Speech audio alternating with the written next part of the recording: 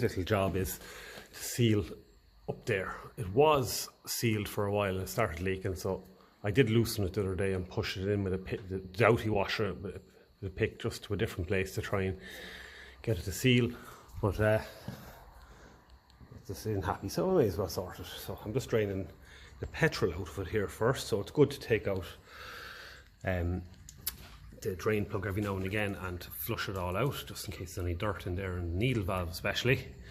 So that's draining out, and then I'm going to drain the kerosene in here. It's already fairly full. It's mixed with petrol, 4:1, 4 parts kerosene, 1 part of petrol. And all I have to do, since I got that today, is throw in my bit of lead substitute, and we'll get that mixed up. So I'm going to turn the tap here over to kerosene, and we'll get it draining down into here, and we'll be able to take off the fuel tap, take off the pipe at the back, clean out the fuel bowl. This tank was sealed, which is why I'm kind of wondering why there's still dirt in the bottom of it. So I used a lot of sealant in it, but it's a job I can do again in the future if I have to. But yeah, I just want to get that leak sorted, because it's not going to cost that, and probably just a new doughty washer and a bit of cleaning up, I'd say. So for this side here, I just loosen off this. I'm going to throw any fuel that's in the bowl there just into this, and I will use it for washing paintbrushes. I'll throw it into the parts washer or something like that.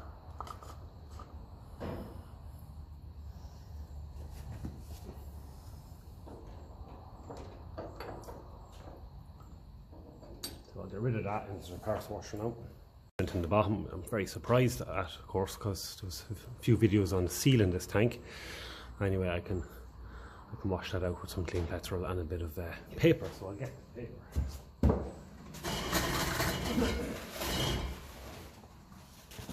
Clean it out with as much as we can first with the paper.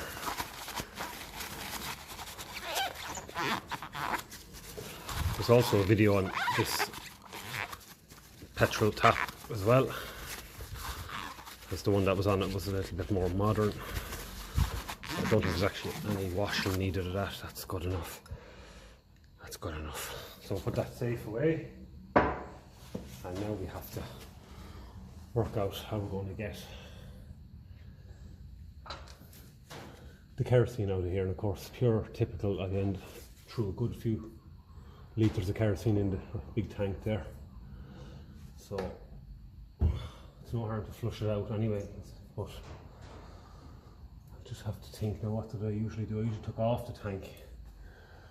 Then you have to take off the bonnet, I think, don't you? Yeah, I might see if I'm able to get the tank off without the bonnet. I'll probably go that way. So we'll just take off the connection in the back.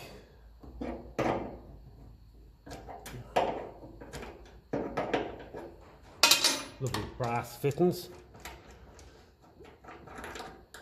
Okay, so that's that off. Right, needs to fit that in.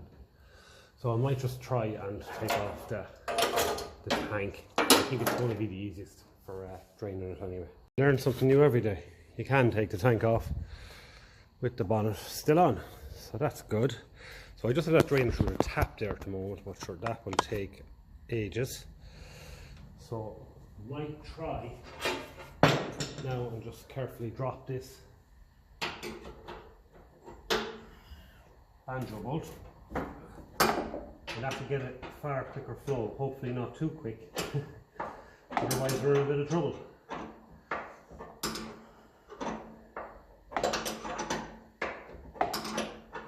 There will be kerosene everywhere.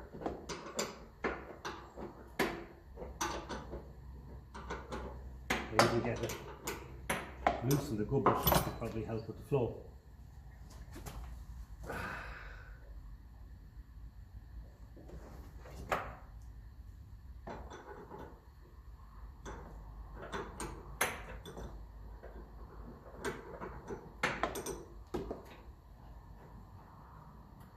This side must be the petrol one, actually. Yeah.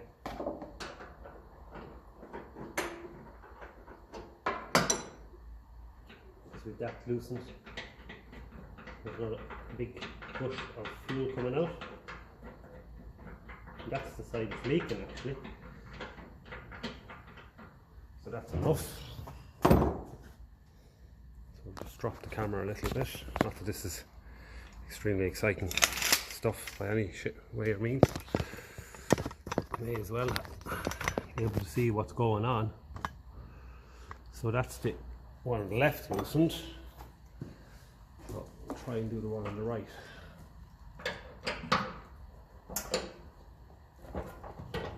Just how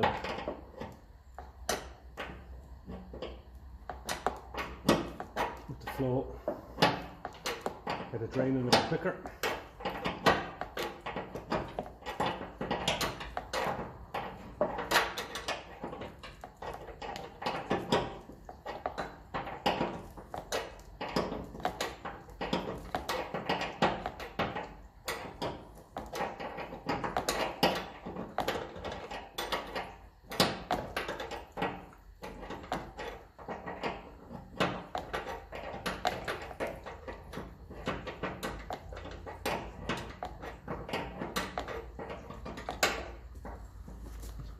Draining nicely there, but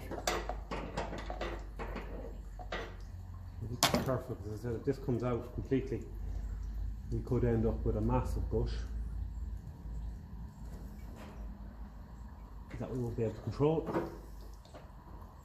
So we'll make sure that the funnel can handle it. And it's good to let it gush because there's more chance then it will actually flush itself out. So it looks like that funnel is able to handle it. So far it's not filling up. I think that's what we want. Redo with that.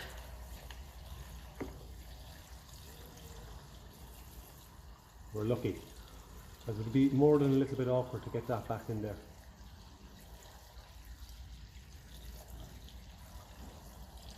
Do the tank the world of good. To get a flushing out. Angle it down a bit now. Try and get all that dirt out of it. Oh, shite to it. Glass that has draining out there, so I just want to give the little ring of it's like bits of the doughty washer. I just want to give that a quick clean, make sure it's back to metal so there's a better chance of it sealing. I can then give the gauze on this a bit of a blow out with the air gun. Doesn't look too bad. It definitely wasn't causing fueling problems anyway, that's for sure. It looked like the lower doughty washer was sealing, but you see the likes of that stuff on it, and I go and put a new one on it, it could just cause it to sit a little proud and not seal right. So give all that a cleaning back.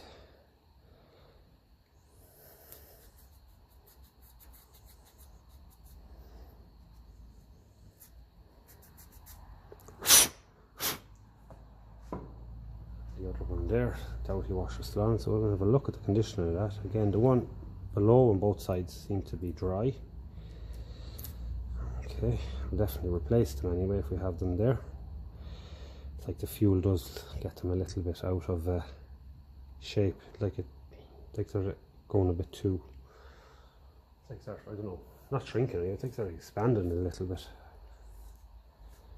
we'll do the same, and maybe it's the petrol that does that to them over time. Maybe they're better on diesel, I don't know. Same here, we'll just give it a quick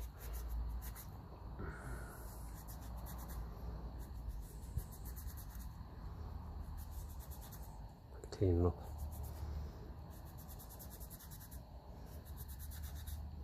And the tank is finished completely drained. We'll get a look underneath that and we'll try and make sure where the doughty washer goes on is nice and flat.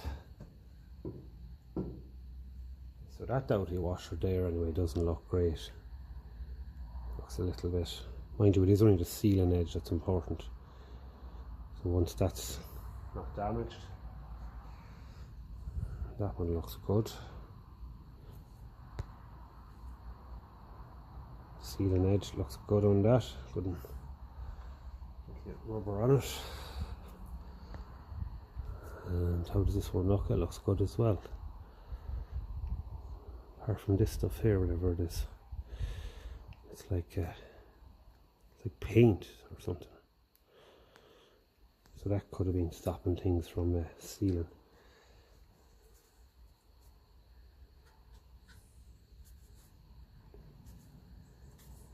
Anything at all now, because it was only a week, but at the same time, petrol is nearly €2 a litre here, so may as well try and keep it for burning in the engine and not running down the side of it.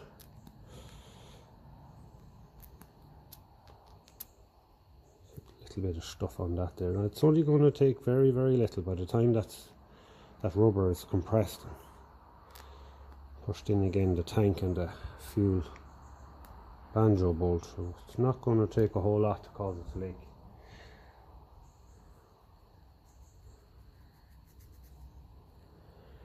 I'll go through my doughties and see if we have some spare ones. And the fourth one is here, the last one. So we'll take a look at him. How is he looking? He's looking good. It's probably the best of them.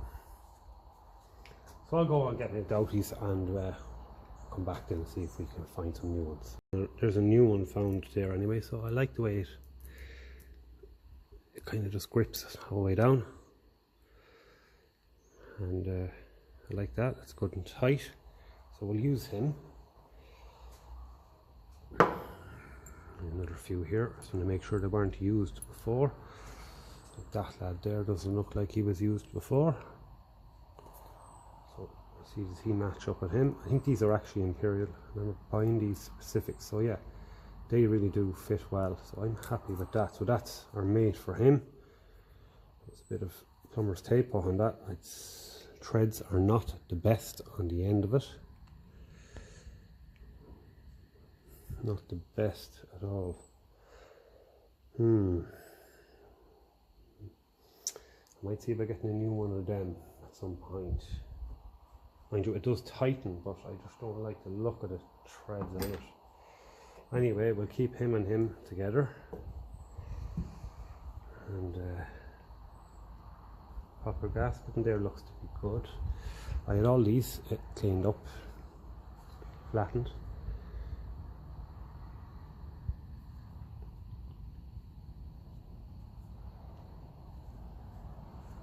So it should just be a matter of bit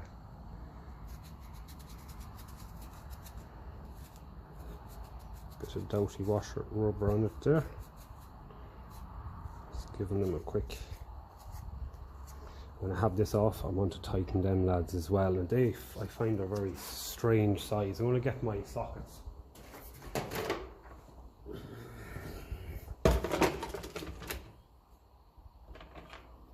You know, the small one is a very strange size. It's like 1132. So I'm just going to get a small spanner for that one on the inside. Maybe it's on the table here already. Yeah, I think it's 7/16, if I'm not mistaken. I just want to make sure that it's not even. I'll try an 11. These are, I don't know, they're strange. And I know this much, it's very hard to tighten them when it's on the tractor. An 11's too big. 3/8 too small, so it must be in around the 10 mil. 10 mil is really tight on it. So 11's too big, 10's too small.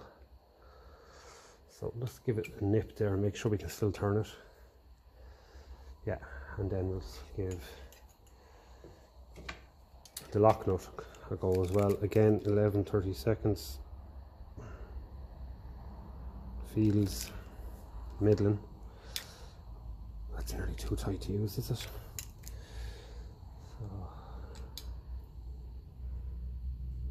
This is turning with the lock nut, which isn't ideal because you'd imagine it slowly loosen over time. That's not exactly what we want.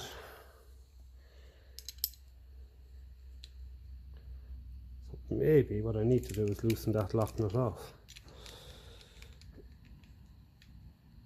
Now my 11/32 isn't actually happy at all.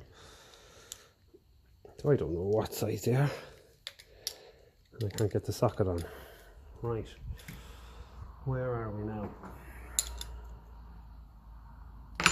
Try another metric one. 9 or an 8 probably might do it. Just like to get that lock nut loosened. A little bit awkward. As I noticed, this has been leaking as well because it's been getting loose. I can't get a grip on that, so that's a little bit awkward. So it's just going to be a matter of keeping him tightened up. I think I'm not going to go taking the chance of breaking anything like that now. Make sure it's usable. It's not too tight.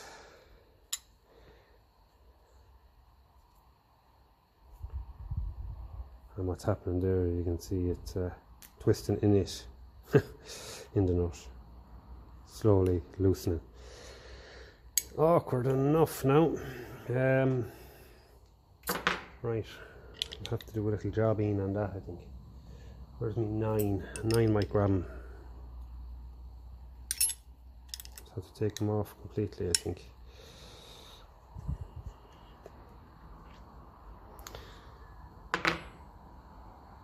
Wonder what a washer stop it would. Do you ever see it? Must be a Whitworth, is it?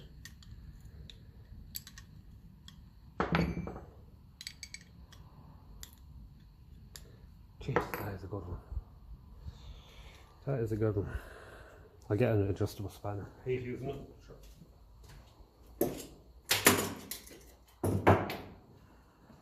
Little option there now to do anything else. At least it'll fit. But get it right first, it's still too loose.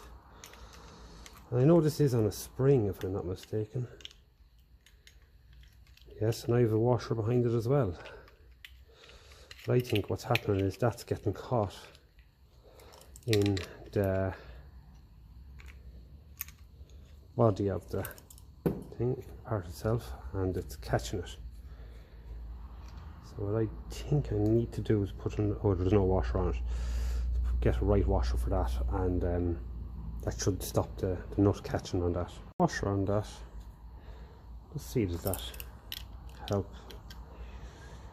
Ideally the washer would want to be able to go into in there rather than going up against it, but it doesn't seem to be. Is it rubbing it? If it's rubbing it, it's just going to keep loosening the bloody thing. Yeah, bastard. And then of course, every time you turn it, look, literally threading off.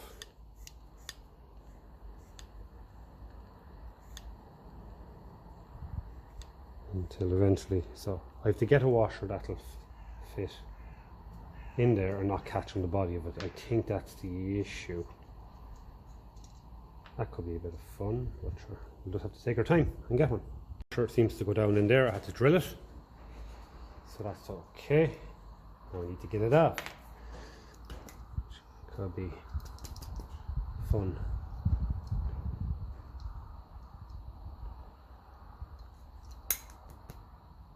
Anyway, we'll get a pick in behind that and pull them down.